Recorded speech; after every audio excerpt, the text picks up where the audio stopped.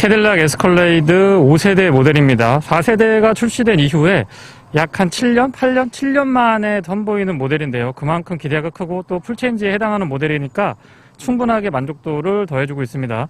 스포츠 트림을 제가 지금 시승하고 있는데요. 가격은 일반 트림하고 같고요. 다만 이제 그릴이라든가 측면에서 보면은 휠의 디테일이 조금 차이가 있습니다. 앞쪽에서 봤을 때에는 역시 대장 SUV다운 면모들 고스란히 잘 간직하고 있고요. 담대하고 웅장하다 이 두 마디로 전면부의 디자인을 다 요약할 수 있지 않나 싶습니다. 헤드램프와 DRL은 수평과 수직을 올곧이 잘 간직하고 있고요. 둘 다 LED 타입이죠. 범퍼 하단부의 디테일도 깔끔하면서 바디 컬러랑 같이 가져가고 있기 때문에 덩치 큰 SUV지만 도심에서 아주 잘 어울리게끔 그런 느낌들을 살려주고 있습니다.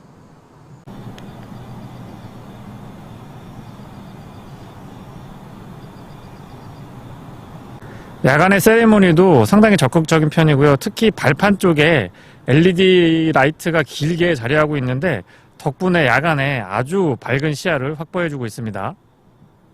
앰비언트 라이트는 크러쉬 패드 중앙하고요. 도어 쪽에 얇고 진하게 이어져 있습니다.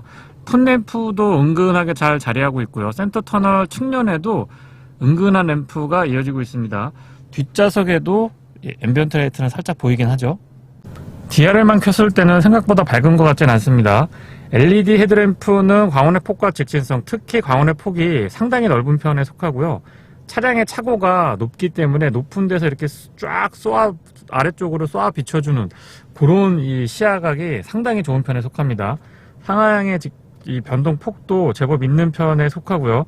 참고로 지금 시승하고 있는 차량이 전면 틴팅이 좀 진한 편이라서 그거 감안하고 봐주셨으면 합니다. 실내에서 봤을 때는 자연광보다는 백색광에 가깝고요. 상향등과 하향등 그리고 비상등까지 모두 점등시킨 상태입니다. 아래쪽에 잔상 같은 것들도 크게 거슬리지는 않고요. 사실 실내에서 보면 이 정도에서 시야각이 들어오기 때문에 눈에 거슬리는 잔상 같은 것들은 전혀 느껴지고 있지 않습니다.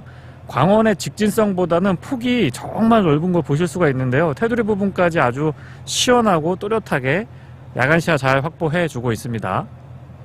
차량의 덩치가 큰 만큼 야간의 헤드램프도 상당히 밝은 걸 보실 수가 있는데요.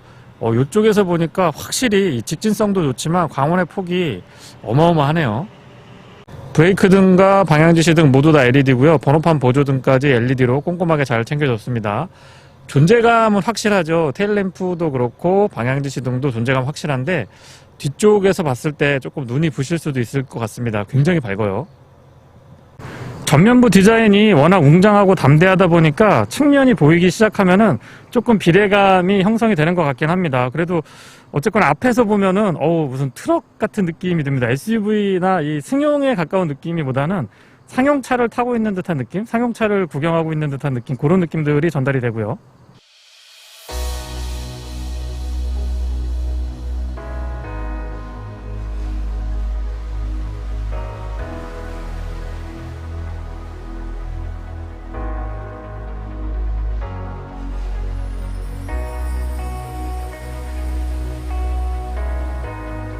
V8 6.2L 가솔린 엔진이 장착되어 있습니다. 배기량은 6162cc고요. 최고 출력은 426마력, 토크는 63.6kg 펄스미터입니다. 10단 자동 기어랑 매칭을 이루고 있고요. 이전 세대에 비해서 전장과 휠베이스 모두 다 늘어났습니다. 그러면서 차고 같은 것들이나 샤시 강성들을 보완을 해줘서 전체적으로 균형감은 더 살려주려고 노력을 한 것 같고요. 휠 타이어는 22인치 사양이고요. 참고로 타이어는 275, 50, 22고 앞뒤 사이즈는 같습니다. 큼직한 아웃사이드 미러는 마치 트럭이나 버스에서 사용하고 있는 정도의 크기를 연상케 하는데요. 뒤쪽으로 이어지는 몰딩들도 바디 컬러랑 같이 가져가고 있어서 이 블랙 컬러를 선택했을 때의 일체감이 대단히 높은 편이고요.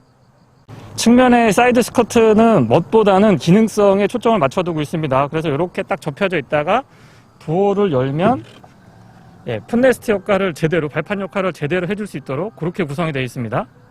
주유구는 푸시 타입이고요. 안쪽에 캠리스 타입이라서 정말 편안하게 사용하실 수가 있습니다. 거추장스럽게 돌리고 닫고 할 필요가 없죠. 후측면 디자인은 전면이나 전측면에 비교했을 때 상대적으로 조금 날렵한 느낌도 전달을 해줍니다. 특히나 거의 1m에 가까운 테일램프, 수직으로 자리 잡고 있는 테일램프가 확실하게 캐딜락의 아이덴티티를 보여주는 것 같습니다.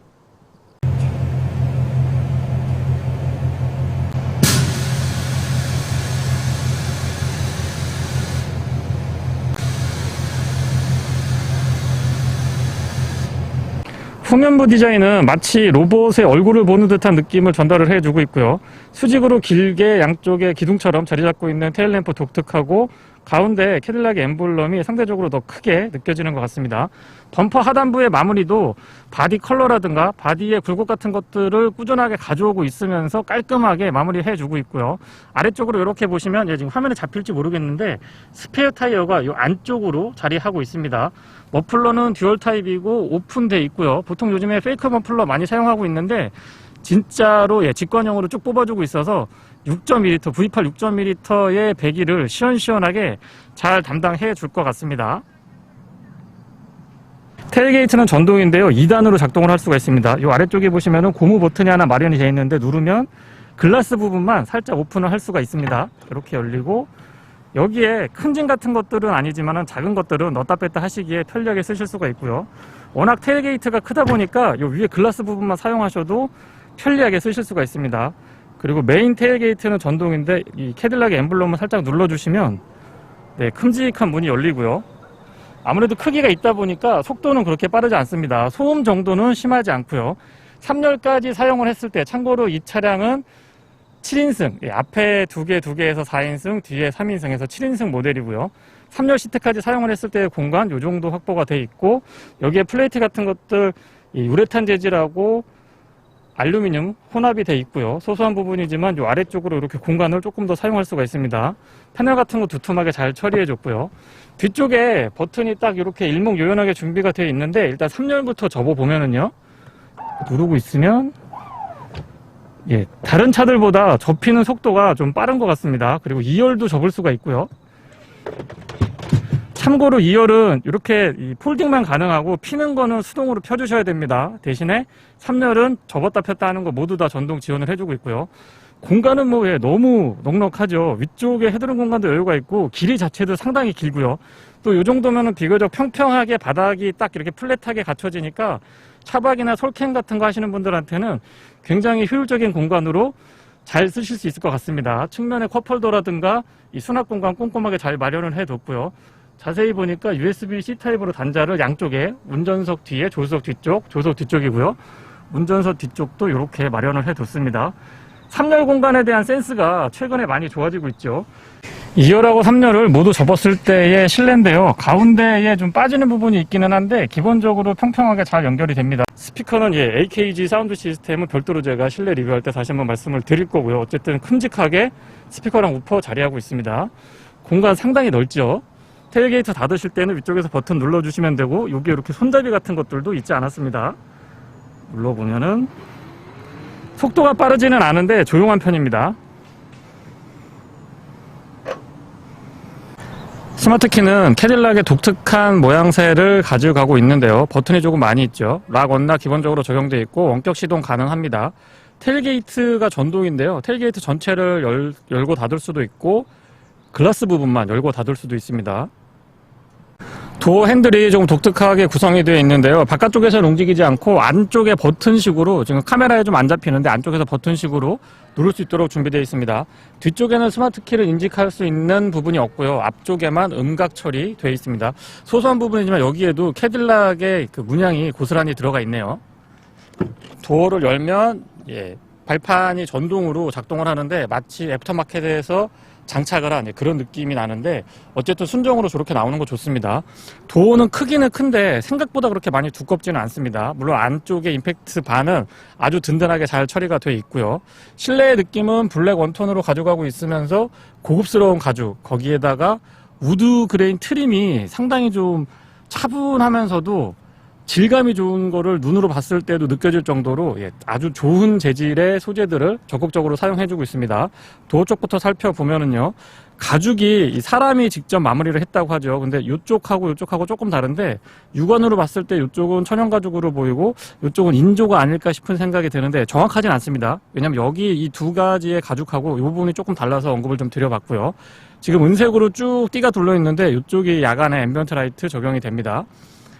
시트는 일단 메모리 2개 가능한데요. 이 뒤쪽에서 독특하죠. 이 뒤쪽에서 메모리 2개 조절이 가능하고요. 이 위쪽에 있는 버튼은 통풍하고 열선을 각각 3단으로 조절할 수가 있습니다. 은근하게 이 반딱반딱한 은색이 아니고 광택이 은근하게 나기 때문에 조금 더 고급스럽게 느껴지고 있고요. 이런 이 컬러도 굉장히 독특한데요. 펄이 조금 섞여 있는데 야간에 봐도 그렇고 낮에 봐도 그렇고 차분하면서도 고급스럽습니다. 내포켓은 전체적인 차량 크기에 비해서는 뭐 그렇게 많이 크다라고 볼 수는 없는데 사용하는데 불편함은 없었고요. 사운드 시스템은 AKG입니다. 이런 그 판넬 같은 것들도 참 고급스럽게 잘 꾸며준 것 같아요. 차가 높지만 발판이 확실하게 나오기 때문에 승하차에 불편함은 없었고요. 에스컬레이드라고 은색에 이 레터링이 되어 있는데 이 부분은 야간에 조명이 들어옵니다. 시트는 다양한 형태로 지원을 해주는데 특히 마사지 부분이 아주 만족스러웠다는 점 말씀을 좀 드려보고 싶고요. 쿠션이 그렇게 많이 두툼한 것 같지 않지만 안장도 그렇고 등받이도 그렇고 전혀 불편하지 않았습니다. 그런데 이 패턴 같은 것들도 캐딜락을 연상케 하는 느낌을 아주 잘 살려주고 있고요. V 배지 형태로 이렇게 되어 있는데 어떤 분들은 등받이에 이게 좀 걸리지 않느냐라고 하는데 그런 건 없었습니다. 헤드레스트에는 스피커가 양쪽으로 내장이 되어 있어서 확실한 서라운드를 느낄 수 있도록 그렇게 준비가 되어 있고요. 썬루프는 파노라마 타입인데 글라스 부분이 차량 크기에 비해서는 조금 더 길었으면 좋겠다는 생각이 듭니다. 앞좌석에서는 전혀 부족하지 않고요. 2열에 앉았을 때는 조금만 더 뒤로 길었으면 좋겠다는 생각이 듭니다. 센터 터널도 두툼하고 길게 잘 가져가고 있고 여기도 역시 가죽으로 굉장히 고급스럽게 마무리 잘 되어 있습니다. 측면에도 조그맣게 수납 공간이 있는데 이런 부분들도 예전에는 미국 차들이 참 그 인색한 부분이었는데 최근에는 적극적인 편입니다. 페달은 일반형이고요. 가속 페달이 조금 작은 듯 싶은데 사용하는데 불편함은 없었고요. 풋레스트는 커버가 조금 더 적극적이었으면 하는 아쉬움이 있기는 합니다. 레버 잡아 당기시면은 본인 오픈하실 수가 있고요. 이 부분도 다 가죽으로 지금 처리가 되어 있습니다. 굉장히 고급스럽죠. 틸팅 앤 텔레스코픽은 4웨이 타입 전동으로 지원을 해주고요. 왼쪽에 스위치들이 정돈이 되어 있는데 일단 2륜, 4륜 오토로 전환을 할 건지 그거 설정하실 수가 있고요. 그 다음에 드라이브 모드 설정하는 거 에어서스의 차고 조절할 수 있도록 이렇게 나란히 준비가 되어 있습니다. 그리고 아래쪽으로는 전자식 파킹 브레이크, 그 다음에 전체적인 클러스의 밝기 조절할 수 있도록 준비가 되어 있고요. 이런 끝부분에도 다 가죽으로 감싸져 있기 때문에 정말 고급스럽고 마무리는 좋습니다. 38인치 OLED, LG에서 만들었다고 하는데 해상도 어마어마하죠. 실내에 들어가서 다시 한번 보여드려 보도록 하겠습니다. 스티어링은 캐딜락의 전통적인 느낌을 고스란히 살려주면서 약간 좀 세련된 느낌도 동시에 갖고 있습니다. 과거와 현재 그리고 미래까지 공존하는 그런 느낌 아주 좋고요. 에어백 부분은 가죽으로 감싸져 있기 때문에 고급감을 훨씬 더 더해주고 있습니다. 시동은 버튼 타입이고요. VA 6.2L 엔진인데요. 초기 시동 시에 이 소음 진동에 대한 방음 대책이 너무 잘 되어 있기 때문에 불편한 느낌이나 조금 과하다는 느낌은 전혀 받고 있지 않습니다. 일단 38인치 구경부터 한번 해보실까요? 이쪽 끝에서부터 쭉 이어지기 때문에 카메라 앵글에 안 잡힐 정도로 굉장히 넓은 면적을 디스플레이가 차지하고 있습니다. 안쪽에서 여러 가지 것들을 조절할 수가 있는데 일단 메인 클러스터고 측면에 요거 조그맣게도 클러스터가 연장되어 있는 것처럼 보이는데 여기도 이제 OLED로 구성이 되어 있고 메뉴를 선택할 수 있도록 이렇게 준비가 되어 있습니다. 안쪽을 한번 보여드려 보면은 일단 지도를 볼 수가 있고요. 전체 화면을 다 지도를 띄워서 보실 수가 있는 부분이 있고요. 그리고 AR 카메라가 또 이게 또 보시는 것처럼 해상도가 어마어마합니다. 나이트 비전은 밤에 다시 한번 언급 드려 보도록 하고요. AR 카메라하고 지도만 보더라도 정말 만족도는 충분히 전달되는 것 같아요. AR 카메라는 야간에 보더라도 해상도가 굉장히 좋습니다. 화면의 해상도도 좋지만 카메라도 해상도가 상당한 것 같고요. 나이트 비전으로 전환을 시켜보면 지금 노랗게 표시되는 물체가 사람입니다. 사람은 노랗게 표시를 해줘서 야간에 지금 바깥쪽은 이 정도라서 다 보이거든요. 도심에서 다 보이기는 하는데 어두운 곳에서는 사람을 식별할 때 정말 도움이 많이 되더라고요. 게이지도 깔끔하게 가져가고 있고요. 드라이브 모드는 총 4가지 지원을 해주는데요. 투어, 스포츠, 오프로드, 트레일 이렇게 준비가 되어 있습니다. 스티어링 왼쪽에는 어댑티브 크루즈 컨트롤에 관련된 기능들, 오른쪽에는 인포테인먼트 컨트롤 하실 수가 있고요. 10단 기어랑 매칭을 이루고 있는데 패드 시프트도 있지 않았습니다. HUD는 차량 크기에 비해서는 조금 더 적극적이었으면 하는 생각이 들기도 하고요. A필러 쪽에 스피커 여기 마무리 패널도 잘 보시면 이게 플라스틱이 아니고 스테인리스로 처리가 되어 있더라고요. 이 위에 크러쉬패드 위쪽에 마무리도 참 고급스럽게 잘 해놨습니다. OLED 디스플레이는 AVN 쪽까지 쭉 연결이 되어 있는데요. 이쪽에도 이제 컨트롤 패널 역할을 할 수 있도록 준비가 되어 있고요. 터치감 같은 것들도 참 좋은 것 같아요. 이렇게 썼을 때의 메뉴랑 이 아래쪽에 컨트롤러를 사용을 하게 되면 이 메뉴도 또 구성이 이렇게 원형으로 바뀝니다. 센스 있죠? 이런 그 디테일은 예전에는 참 미국 차에서 보기가 힘들었는데 캐딜락이 아주 잘해주고 있는 것 같습니다.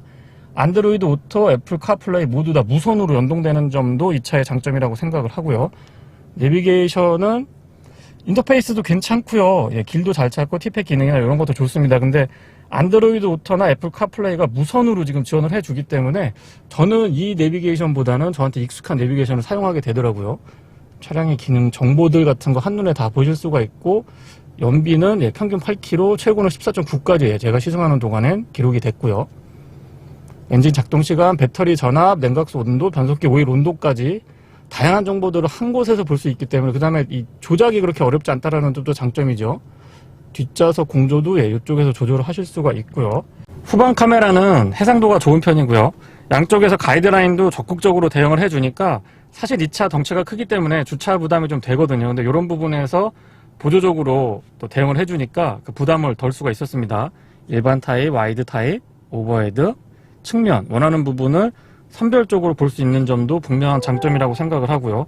또 이 차량은 아시겠지만 주차 보조 장치도 아주 잘 돼 있는 편입니다. 그래서 차량의 크기에서 오는 부담 같은 것들을 이 주차 보조 장치, 자동 주차 보조 장치, 평행이나 직각이냐 좌측이냐 우측이냐 이런 거 다 선택하셔가지고 주차 지원을 받을 수가 있고요.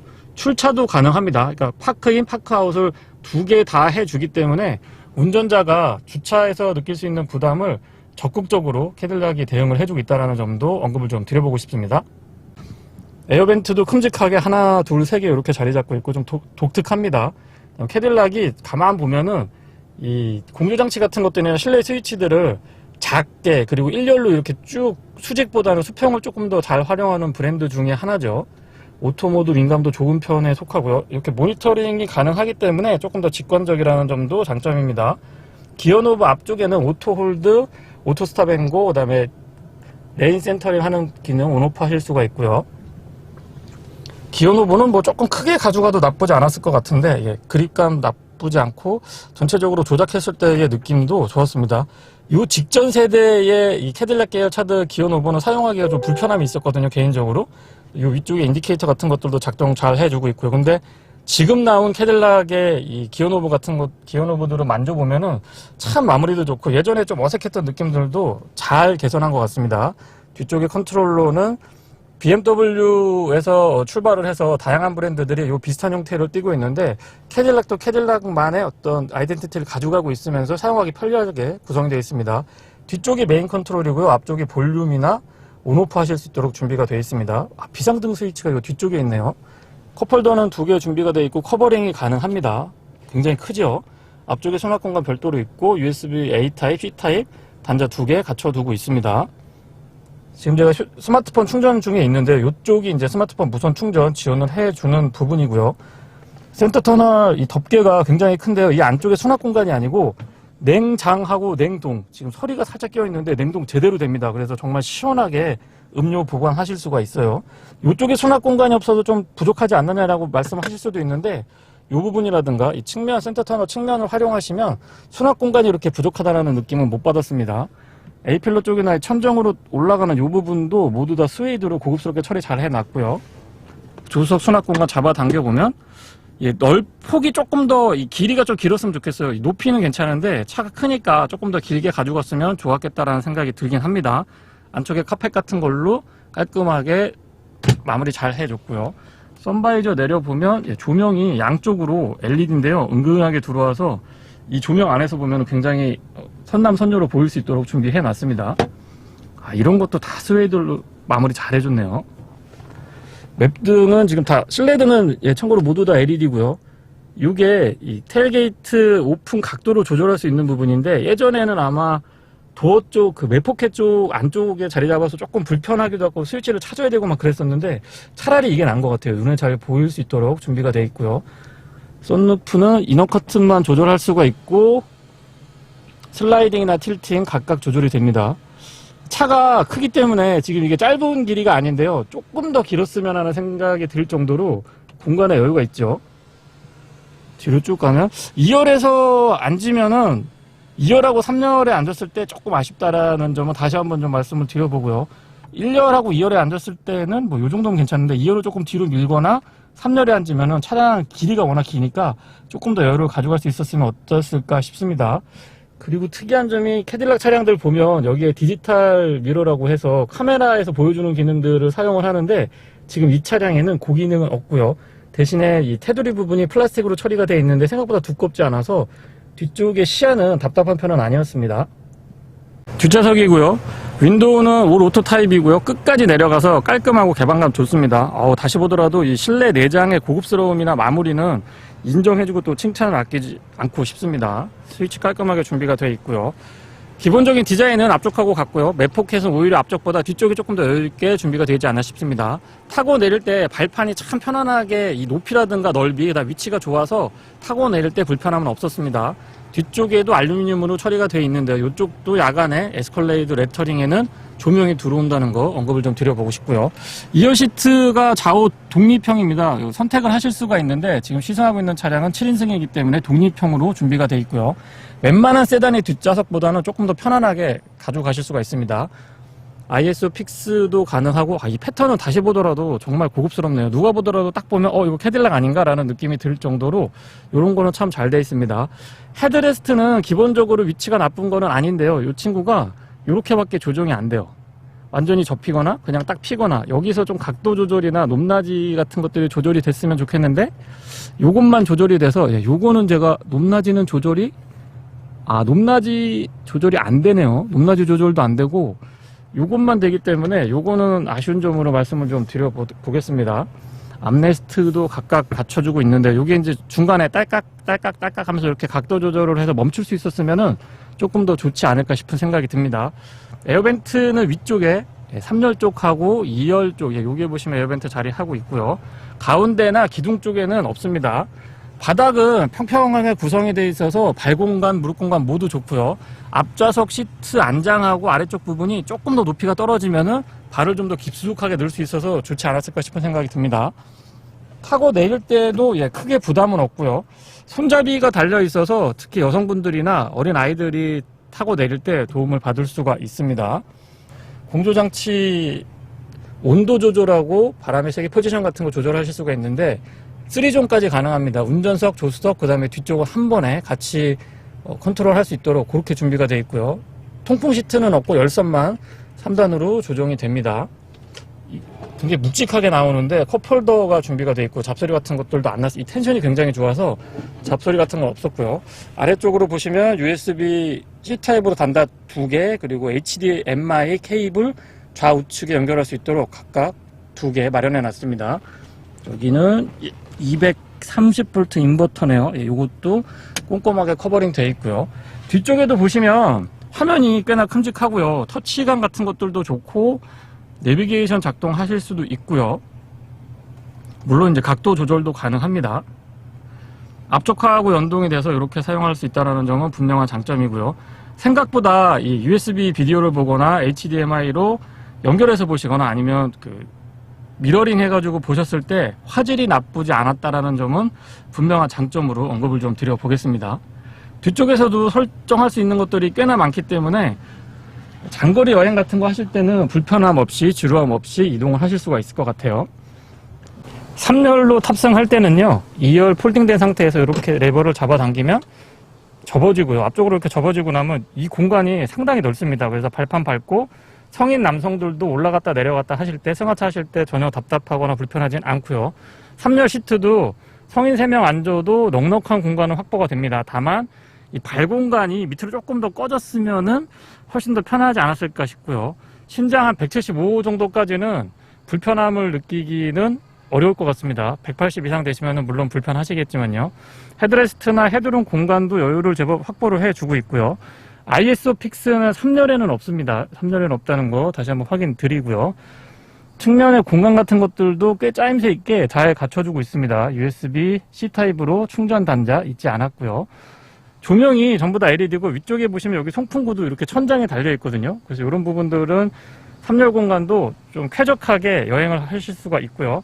3열에서 내리실 때는 측면에 이렇게 버튼이 하나 준비가 되어 있는데 이 버튼을 눌러 주셔가지고 2열 시트를 편하게 접으셔도 되고요. 아래쪽에 이 끈이 하나 있는데 이 끈을 잡아당기고 내리셔도 됩니다. 어쨌거나 공간의 활용도나 구성에 있어서는 아쉬운 점이 전혀 없습니다. 정말 차가 크니까 촬영하기에 참 편한 것 같다라는 생각이 듭니다. 좌우측에 비대칭 형태로 준비가 되어 있고 다분히 운전석 중심의 콕핏 구성을 갖춰주고 있습니다. 차량이 커서 유턴에 신경을 좀 많이 쓰실 것 같은데요. 지금 이렇게 돌아보면은 3차선 안쪽에서 돌아 나가집니다. 생각보다 그렇게 많이 차선을 차지하지 않고요. 2차선하고 3차선 중간 정도에서 차가 돌아 나가기 때문에 아마 일상에서 주행하실 때 많이 부담스럽진 않으실 것 같아요. 적어도 유턴할 때는 말이죠. 캐딜락 에스컬레이드를 자동차 전용 도로에서 시승해 보고 있습니다. 이 차를 시승하면서 가장 먼저 말씀드리고 싶은 부분은 이 하차감, 존재감 이런 것들인데요. 일단 많은 분들이 쳐다봐 주시고요. 어디 가면은 제가 내리면은 조금 민망할 정도로 너무 많이 쳐다봐 주셔가지고 하차감에 있어서는 저는 SUV 중에서는 단연 최고가 아닌가 싶은 생각이 듭니다. 덩치만 큰 게 아니고 실내도 실내 리뷰 때 제가 요소요소 많이 말씀을 드렸는데 참 아기자기하게 꾸며놓은 것들도 많고요. 사용자의 편의성이라고 하는 측면을 정말 많이 고려했다라는 것들을 부분에서 느낄 수 있었습니다. 시트는 마사지 기능이 포함이 되어 있고요. 기본적으로 착자감이라든가 이 가죽의 질감이 좋기 때문에 운전을 할 때 딱 이렇게 앉으면은 참 포근하면서도 편안하고 또 시트 포지션이 높다 보니까 높은 데서 이렇게 내려다보는 듯한 시야를 가지고 운전을 해서 이 상대적으로 피로감 같은 것들이 일반 승용차나 SUV들에 비해서 좀 낮다라는 것도 분명한 장점이라고 생각을 합니다. 8기통 6.2L 엔진이 장착되어 있죠. 최고 출력은 426마력에 토크가 63.6kg/S로 알고 있는데 10단 자동 미션하고 매칭을 이룹니다. 근데 이 10단 기어라고 하면 오르고 내리고 기어 변속이 자주 일어날 것 같고 좀 뭐라 그럴까요? 충격 같은 거나 번잡스러운 느낌이 전달될 것 같은데 지금 기어가 변속이 되고 있는지 안 되고 있는지가 약간 헷갈릴 정도로 굉장히 부드럽고 편안한 느낌을 연결해 줍니다. 근데 또 지금 모드는 제가 투어 모드로 달리고 있는데요. 스포츠 모드로 전향을 하면은 빠릿빠릿하게 올라갔다 내려갔다 하는 그런 재미 같은 것들도 전달을 해주고 있어서 운전할 때 다기통 엔진의 파워를 조금 더 여유 있게 사용하는 그런 느낌이 굉장히 좋습니다. 그리고 이제 강제로 10단으로 고정을 하고 시속 100km를 보면 1400rpm 정도에서 구현이 되는데요.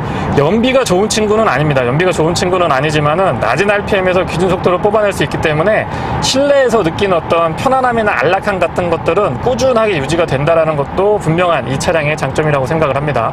소음하고 진동 부분은 지금 터널 아니고요. 아스팔트가 아닌 시멘트 도로를 주행하고 있는데도 마이크가 조금 제가 지금 고성능으로 바꿔놨기 때문에 소리가 조금 더 확대될 수는 있습니다만 제가 체감상 들었을 때는 이 정도면은 풍조름도 사실 각진 친구라서 굉장히 좀 거슬릴 거라고 생각을 했는데 120, 130 넘어가더라도 풍조름 아주 잘 잡아주고요.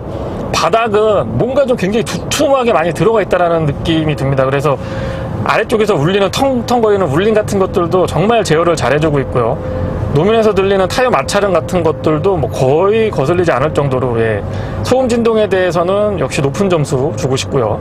공인연비는 6.5km고요. 도심에서는 5km대 후반, 고속에서는 7.8km로 알려져 있는데 화면에 지금 보일지 모르겠습니다만 각도가 조금 애매하긴 해요. 지금 평균 연비는 제가 시승했을 때 5.5km 나왔고요. 최고 연비는 14.9km까지 확인을 할 수가 있었습니다. 물론 짧은 구간에서의 연비고 제한된 조건이긴 합니다만 어쨌든 두 자릿수 연비를 확인할 수 있다는 거, 그거는 좀 전달을 드려보고 싶고요. 평균적으로 크게 연비에 신경을 안 쓰고 운행을 하시면 이 차는 6km대 중반에서 7km 정도까지는 보실 수가 있습니다. 그리고 지금처럼 자동차 전용도로 고속도로에서 80에서 100km 정도로 크루징을 꾸준하게 가져가시면은 한 9km, 8km, 9km 정도, 두 자릿수는 조금 힘듭니다. 제가 아까 14.9km라고 말씀드렸던 거는 정말 연비를 뽑아내기 위해서 제가 에어컨도 잠깐 꺼두었고요. 모드를 바꿔서 조금 투어 모드에서 굉장히 신경을 많이 썼을 때의 연비다라는 거를 다시 한번 좀 말씀을 드리고요. 모드는 총 4가지 지원을 해줍니다. 투어, 스포츠, 오프로드, 트레일 이렇게 있는데 투어랑 스포츠의 편차는 굉장히 큰 편이고요. 특히나 이 서스펜션의 세팅까지도 많이 바뀌기 때문에 지금 투어로 가면은 굉장히 좀 부드럽거든요. 이 출렁출렁하는 부드러움은 아닙니다. 굉장히 부드럽고 편안한 느낌의 승차감을 제공을 해주는데 스포츠로 딱 바꾸면 차가 갑자기 휙 변합니다. 그래서 좀 탄탄하면서 들여 밟아도 뒤뚱거리거나 많이 좀 불안한 느낌이 전달이 안 될 정도로 세팅이 스포츠에 굉장히 좀 스포티하게 바뀐다는 것도 캐딜락 에스컬레이드의 또 다른 장점 중에 하나라고 생각을 합니다. 킥다운 같은 거 해보면 순간적으로 치고 나가는 느낌. 이거 8기통이 아니고 10기통이라고 해도 믿겠는데요. 이렇게 훅훅 치고 나가는 느낌이 너무 좋고요.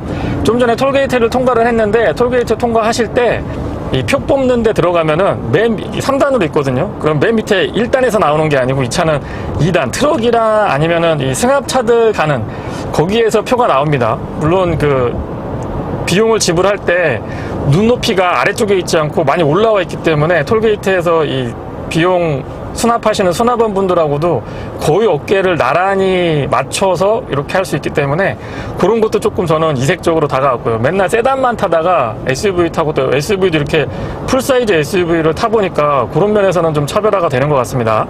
사운드 시스템은 AKG이고요. 스피커가 36개로 알고 있는데 잠깐 한번 들어볼게요.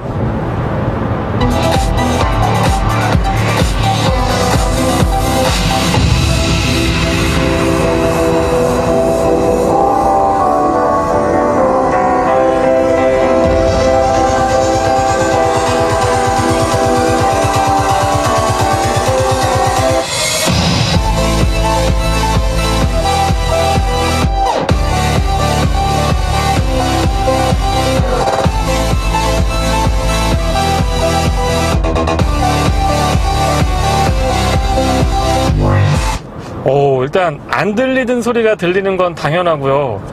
천정 위에도 스피커가 준비가 되어 있고 헤드레스트 바로 뒤쪽에도 지금 2개 있거든요.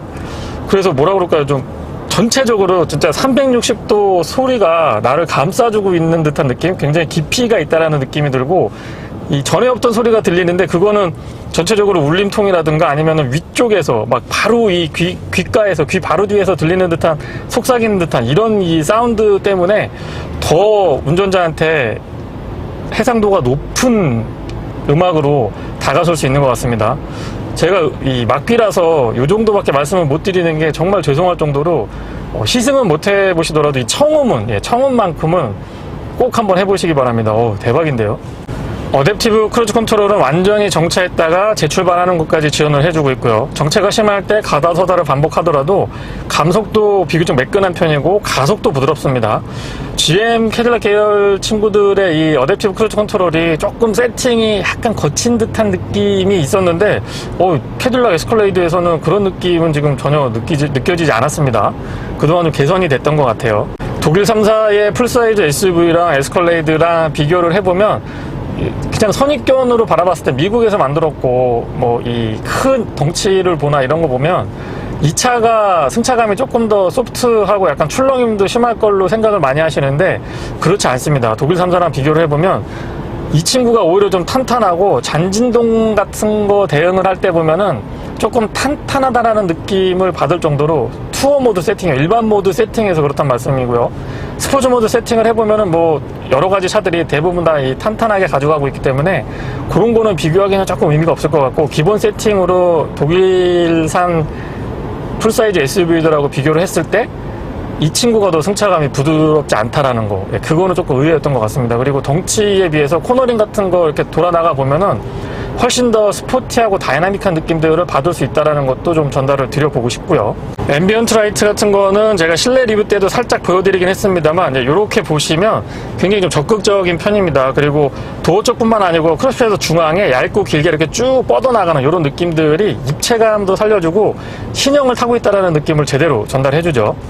전자식 리미티드 슬립 디퍼런셜이 채택이 되어 있는데 이 부분은 글쎄요, 제가 이 코너링이 생각보다 좋다라고 말씀을 드렸었는데 이 코너링에서 조금 차이가 나는 것 같고, 실제 그 와인딩 로드 같은데 반복해서 막 이렇게 코너를 잡아 돌려보면은 확실히 이 오래 버텨주는 듯한 느낌이 전달이 됩니다.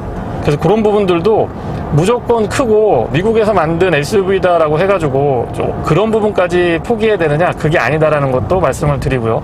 좀 의외였던 부분이 그 두 가지죠. 코너링이 생각보다 좋다라는 거, 그리고 독일에서 만든 풀사이즈 이 SUV들과 비교를 했을 때 이 친구가 더 약간 좀 하드하고 탄탄한 느낌이 든다라는 거, 요거는 조금 유념을 해 주셨으면 합니다. 비교하시는 분들은 꼭 시승해 보셔야 되고요. 차량은 제가 지금 시승하고 있는 스포츠 플래티넘하고 프리미엄 럭셔리 플래티넘, 이렇게 두 가지 버전이 있는데요. 탑승 인원은 7인승, 8인승 선택하실 수가 있습니다. 참고로 저는 2명, 3명 해서 7인승 차량을 시승하고 있는데, 개인적으로는 8인승보다는 7인승이 조금 더 잘 어울린다라고 생각을 합니다. 가격이 1억 5천만 원대인데 아마 독일산 이 풀사이즈 SUV들의 비교를 해보면 가격 경쟁력이 이 친구가 오히려 더 있습니다. 그리고 한참 이 매니아분들을, 마음 급하신 분들은 국내에 정식 수입되기 전에 이 직수입 업체를 통해서 이 차를 많이 구입하신 걸로 제가 알고 있는데, 그 직수입 차량들하고 가격 비교를 해봐도 저는 정식 수입인데도 경쟁력 있다라고 보고, 물론 이제 AS나 이런 것들을 감안해보면 훨씬 더 구매 가치가 있다라고 보고 있어서, 하여튼 가격 책정에 있어서는 물론 싼 값은 아닙니다만은 저는 캐딜락 코리아에서 좀 합리적으로 접근했다라고 생각을 합니다. 스포츠 모드로 이 킥다운 같은 거 해보면 이 엔진 헤드 질감이라든가 뒤쪽에서 중저음으로 쫙 깔리는 이 배기음이 굉장히 매력적입니다. 그리고 확 치고 나간다기보다는 우욱 하면서 뒤에서 굉장히 힘 좋은 친구가 앞에서 제가 뭔가 이 끌개 같은 거를 끌고 있을 때 훅훅 밀어주는 듯한 느낌? 그런 느낌이 꾸준하면서도 듬직하기 때문에 굉장히 기분이 좋습니다. 그리고 배기음은 그렇게 기대를 많이 안 했었는데요, 의외로 이 중정으로 쫙 깔리는 듯한 이 느낌이 매력 있네요. 엔진 회전 질감도 굉장히 제가 좋아하는 편에 속하고, 배기음도 정말 매력적인데요. 터널 안에서 한번 킥다운 해보면은요, 요런 느낌입니다. 전형적인 미국산 고배기량 엔진의 느낌을 아주 잘 구현을 해주고요. V8인데도 불구하고 꼭 10기통 이상의 엔진에서 느꼈던 그런 이 약간 터프한 감성들을 정말 기가 막히게 잘 만들어 놓은 것 같습니다. 브레이크 반응이 조금 특이한데요, 극초반에 약간 이 부드러운 느낌들이 전달이 됩니다. 그래서 처음 이 차를 받았을 때는 덩치도 크고 그런데 브레이크 딱 밟으면 확 쓰는 게 아니고 약간 부드러워서 언뜻 밀리나? 이거 밀리는 느낌인가? 이런 느낌도 조금 받았는데요, 밀리는 느낌은 아니고요. 셋업 자체가 차량이 덩치가 크니까 조금 그렇게 일부러 만들어 놓은 것 같습니다. 약간 초반에 부드럽기는 한데 담력은 굉장히 강한 편에 속하고 꾸준하게 가져가고요. 반복해서 풀브레이킹 테스트 같은 거 제가 해봐도 자세도 또 전자장비들이 굉장히 적극적으로 개입을 해주고 있어서 쉽게 흐트러지는 모습은 보이지 않았습니다. 무게도 있고 덩치도 크기 때문에 좀 부담스러워하지 않을까라고 예상을 했었는데 전혀 그렇진 않았고요. 노면이 좋지 않은 곳에서도 꾸준하게 좋은 승차감을 유지하는 건 아마도 마그네틱 라이드 컨트롤과 에어 서스펜션의 조합이 아주 좋은 궁합을 이루고 있지 않나 싶습니다. 그로 인해서 운전자가 느끼는 편안함 같은 것들도 굉장히 좋은 점수 주고 싶고요. 보통 이 3열까지 사용하는 친구들을 타보면, 특히 3열에 탔을 때는 사뭇 다른 승차감을 구현해내는 그런 친구들이 있었는데요, 캐딜락 에스컬레이드에서는 1열, 2열, 3열, 특히 2열하고 3열에 시트 차이가 조금 나는데도 불구하고 적어도 승차감에 있어서는 차이가 안 났다라는 점, 굉장히 균일한 승차감을 1열, 2열, 3열에서 유지하고 있다는 점도 장점으로 생각을 하고요.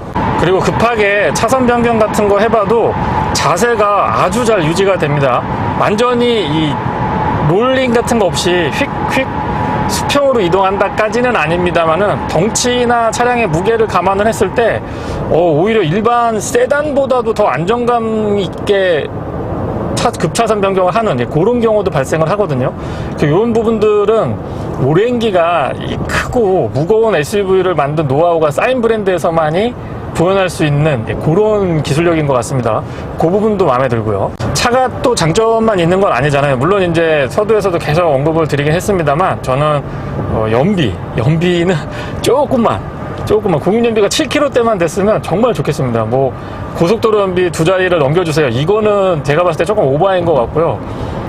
7km대, 6km 후반이 아니고 7km, 공인연비 7km 정도만 나왔으면, 왜냐면 제가 다른 것 때문에 그런 게 아니고 10단 기어라고 하면 이 심리적인 그 마지노선이 있거든요. 10단이야? 그러면 뭔가 굉장히 효율적일 것 같다, 연비가 굉장히 좋을 것 같다라는 기대감이 있는데 그거에 상대적으로 못 미치는 것 같아서, 그래서 그 부분 조금 말씀을 드리고요. 그리고 헤드램프가 굉장히 밝은데 물론 알아서 조절을 다 해주기 때문에 뭐 운전자가 그렇게 크게 많이 신경을 쓰지 않아도 됩니다. 다만 차가 워낙 높다 보니까 헤드램프 위치 자체가 이 포지션이 높거든요. 높은 데서 오기 때문에 저는 운행하면서 다른 차량들한테 눈뽕을 맞진 않았는데 아주 아슬아슬합니다. 그래서 그 부분을 조금 더 인위적으로 조절할 수 있었으면, 조금 더 조절할 수 있었으면, 물론 이제 밝을 때는 더 밝으면 좋죠. 밝으면 좋은데 저는 시내 주행할 때 조금 눈뽕 표현이 좀 그렇습니다만은 상대방 차로부터 이 쌍라이트를, 상향등을 받을 듯 말 듯한 그 밝음, 그게 조금 아쉽다는 거, 그 두 가지 정도를 말씀을 드려보겠습니다.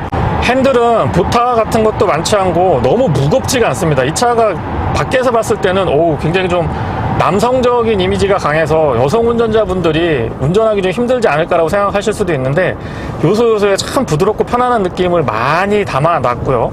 스티어링 자체도 그렇게 두꺼운 편이 아닙니다. 그리고 분명히 보타가 많은 스티어링 감각은 아니지만은 돌려보면은 특히 주차 같은 거 할 때 굉장히 부드럽게 조작을 하실 수가 있기 때문에 여성 운전자분들이 너무 거부감을 갖지 않으셔도 되겠다라는 점도 말씀을 좀 드려보고 싶고요. 그리고 시트 포지션 자체가 상당히 높기 때문에 전방 시야는 좋은 편에 속합니다. 그런데 외부에서 봤을 때 덩치가 많이 크기 때문에 훨씬 더 잘 보일 거라고 생각을 하시는데 덩치에 비해서 이 유리가 차지하고 있는 면적이 많이 넓다라고 할 수는 없습니다. 특히 앞쪽이 그렇거든요. 그래서 이거를 답답하고 좁다라고 말씀드리기보다는 저는 좀 안정감이 있다, 뭔가 좀 감싸 안아주는 듯한 느낌. 이 A필러 마무리 좀 보세요. 이게 약간 가릴 것 같아서 조금 답답할 거라고 느낄 수도 있지만 또 아주 이렇게 잘 마무리를 해놨기 때문에 튼튼한 기둥이 하나 나를 받쳐주고 있다는 느낌이 들어서 든든함으로 다가오고요. 아웃사이드 미러는 설명 안 드려도 될 것 같아요. 이게 화면에 보이시는 것처럼 버스나 트럭, 승합 차량 이상에서 볼 수 있는 크기를 갖추고 있기 때문에 시원시원하게 잘 보입니다. 광각 처리를 그렇게 많이 하지 않아서 왜곡되는 것도 크지 않고요. 마사지 기능은 생각보다 복잡하진 않습니다. 지압 3단계로 조정할 수 있고요. 주무르기 3단계로 조절이 가능합니다. 딱 이 두 가지를 컨트롤할 수가 있는데 의외로 간지러운 구석을 잘 긁어줍니다. 의외로 좀 피곤한 구석을 꼭꼭 잘 짚어주기 때문에 개인적으로 제 체형에는 이 마사지가 굉장히 좀 좋았다라는 것도 전달드려보고 싶습니다. 체형에 따라 조금 다를 수는 있어요. 그리고 통풍 시트하고 열선 시트는 뭐 성능 나쁘지 않았고요. 통풍 시트는 상대적으로 엉덩이 쪽보다는 등 쪽이 조금 더 시원했던 것 같습니다, 저는. 그리고 화면에 잡힐지 모르겠는데 HUD가 이 폰트라든가 컬러 구성이라든가 해상도 같은 거 굉장히 좋습니다. 또렷하고 아주 잘 보이는데 차량 덩치가 조금 있다 보니까 덩치에 비해서 너무 작지 않나 싶습니다. 그래서 저 부분은 조금 더 키워줬으면은 훨씬 더 이 차량의 대장 SUV다운 느낌, 차량의 덩치에 걸맞는 이 HUD 구성이 되지 않을까 싶어서 그 부분도 조금 아쉽다고 말씀을 드려볼게요. 그리고 이 내비게이션 연동에 대해서도 조금 말씀을 드리고 싶은데요. 현재 클러스터 안쪽에는 캐딜락의 순정 내비게이션이 진행이 되고 있고요. 저는 안드로이드 오토에 T맵을 연결을 해가지고 지금 AVN 내비게이션 메뉴에서 지금 보고 있는데 이 두 개를 이렇게 동시에 켤 수 있는데 이렇게 켰을 때는 HUD의 이 순정 내비게이션 길 세팅해 놓은 게 안내가 연동이 되고 안드로이드 오토로 연결한 그 T맵에서의 내용들은 연동이 안 됩니다. 그래서 이 부분들은 운전자가 조금 이 세팅을 통해서 설정을 바꿀 수 있게끔, 예를 들면 나는 이 코스에서는 순정 내비게이션보다는 T맵을 먼저 좀 보고 싶다. 그래서 T맵을 연동시켜서 클러스터 안쪽이라든가 HUD하고 이렇게 연동될 수 있게끔 해놨으면은 훨씬 더 이 소비자의 만족도가 높아지지 않았을까 싶은 생각도 듭니다. 노면이 좋지 않은 곳, 이렇게 과속방지턱 넘어보면은요, 확실히 이 에어 서스펜션의 세팅이 잘 돼 있다라는 느낌을 받는데요. 덩치가 크고 무거운 차들은 어쩔 줄 모르는 경우가 간혹 있어요. 근데 에스컬레이드 이렇게 넘어보면 이 넘은 순간도 그렇지만 넘고 나서 뒷마무리, 넘는 중간까지도 낭창낭창하게 아주 잘 대응을 해줘서 서스펜션의 세팅이라든가 승차감은 다시 한번 좀 장점이라고 말씀을 드려보고 싶습니다. 캐딜락 차량들의 장점이 평균 연비랑 최고 연비를 최근 몇 킬로 이내에서 설정을 해서 설정을 바꿔가면서 볼 수가 있는데요. 4일 정도 제가 차량을 시승을 했는데 평균 연비는 7.8이 나왔고요. 최고 연비는 14.9가 나왔습니다. 이 연비는 지금 테스트 연비이기 때문에 참고용으로만 사용을 하시면 좋을 것 같고, 그럼 도대체 평균 연비 몇 정도로 봐야 되냐라고 하면은 저는 6km대 중반에서 7km 초반 정도 보시는 게 가장 실연비에 근접하지 않나 싶습니다. 참고로 타이어 공기압은 지금 39에 맞춰놓은 상태고요. 확실히 이 덩치가 있어서 이 좁은 골목길 다닐 때는 운전이 이렇게 서툰 편이 아니거든요. 제가 오랫동안 운전을 하고 거의 뭐 매주 시승을 하고 이렇게 있어서 운전이 이렇게 서툰 편이 아닌데 신경은 좀 쓰입니다. 예. 차량에 이 덩치가 좀 있다 보니까 아무래도 이 좁은 골목길에서 신경이 쓰이는 건 사실인데요. 반면에 4일 정도 지금 운행을 하고 있는데 제 운전 습관이 조금 바뀝니다. 뭔가 좀 여유 있어지고 웬만하면 이렇게 좀 양보를 하게 되고, 물론 차가 크고 약간 거친 느낌이 있어서 막 운전을 할 것 같았거든요. 근데 생각보다 좀 여유가 생기는 것 같아요. 그리고 웬만하면 양보를 하게 되고, 그래서 확실히 큰 차를 타니까 여러 부분에서 이 삶의 여유가 좀 느껴지는 것 같습니다. 도심에서 주행할 때는 아무래도 덩치가 크기 때문에 신경이 많이 쓰이는 것은 사실입니다.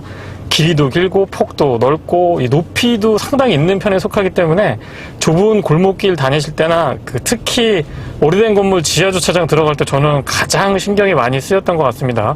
물론 뭐 주차보조 장치라든가 어라운드 뷰라든가 여러 가지의 최신 기능들이 포함이 되어 있긴 합니다만은 어쨌든 차가 크기 때문에 신경이 쓰이는 거는 분명하다라는 점 말씀을 좀 드려보고 싶고요. 공인연비가 6.5km로 제가 기억을 하고 도심연비가 5km대 후반으로 알고 있는데 실제 주행을 해보면 4.7에서 5.3 정도? 가장 안 좋은 조건일 때를 말씀을 드리는 겁니다. 출퇴근 시간대에 한 편도 6km, 7km, 10km가 안 되는 구간을 반복했을 때에 4km대 후반에서 5km대 한 초반 정도까지 연비가 나오니까요. 이 차를 타시는 분들은 가솔린 V8에다가 6200cc잖아요. 그래서 어느 정도 이 연비에 대한 부분은 조금 내려놓으시고 차량을 운행하셔야 될 것 같습니다. 반면에 이제 도심에서 주행을 하더라도 어떤 충분한 기동성이나 순발력 같은 것들, 그리고 이 승차감이 잔진동도 잘 걸러주지만 아주 노면이 좋지 않은 곳에서도 굉장히 대응을 잘 해줍니다. 그래서 시정을 간 좀 편안한 느낌 받으실 수가 있고요. 소음하고 진동 부분은 자동차 전용 도로에서도 말씀을 드렸습니다만은 바닥에서 올라오는 소음도 굉장히 대응을 잘 해주고 있고, 측면에서 발생하는 풍절음이나 공무원 같은 것들, 도심에서는 주로 많이 달리시지 않기 때문에 이 차가 받는 저항보다는 주변에서 이제 뭐 좀 시끄러운 트럭이 지나간다거나 바이크 같은 이동수단들이 좀 많이 웅웅하고 많이 왔다 갔다 하고 이러면은 조금 신경이 쓰이실 수가 있는데, 그런 부분에서 대응이 상당히 좀 매끄럽다라는 거, 안락하고 쾌적한 실내를 꾸준하게 잘 유지해 줍니다. 소소한 부분이지만 무선으로 안드로이드 오토, 애플 카플레이가 연동이 되고 있다 보니까 도심에서 복잡한 길 찾을 때 뭐 기본적으로 캐딜락에서 제공하는 맵도 나쁘진 않습니다. 근데 이제 인터페이스라든가 국내 지형에는 확실히 특정 브랜드를 말씀드려서 그렇습니다만은 저는 T맵이 제일 잘 대응을 해주는 것 같아요. 그래서 그런 부분들 충분하게 편리하게 이용하실 수가 있다는 점도 캐딜락 에스컬레이드의 분명한 장점이라고 생각을 하고요. 클러스터 자체가 상당히 해상도가 좋죠. 그리고 AR 카메라 같은 거 사용을 해보면 지금 약간 어두운 터널 안을 지나가고 있는데도 화면에 잡히실 것 같기는 한데 정말 해상도가 좋습니다. 조금 오버하면 이 클러스터 안쪽에 OLED 클러스터 안쪽에 보이는 화면만 보고 운전을 해도 어느 정도 대응이 가능할 정도로 굉장히 대응 잘 해주고 있고요. 나이트 비전은 아마 도심에서는 크게 많이 사용하실 일은 없을 것 같습니다. 어두운 주변 광량이 거의 없는 가로등 같은 것들이 잘 비치가 되어 있지 않은 곳을 다니실 때이기 때문에 이런 기능은 도심보다는 이 교외 지역에 나가셨을 때 조금만 벗어나도 가로등이 많이 좀 어두운 구간이 있거든요. 그런 데서는 정말 유용하게 사용할 수 있고요. 특히 이 사람이 왔다 갔다 하면 그 부분은 네모나게 표시가 돼주기 때문에 안전운전에 도움이 많이 됩니다. 네, 이상 캐딜락 에스컬레이드 시승기를 마치겠습니다. 고맙습니다.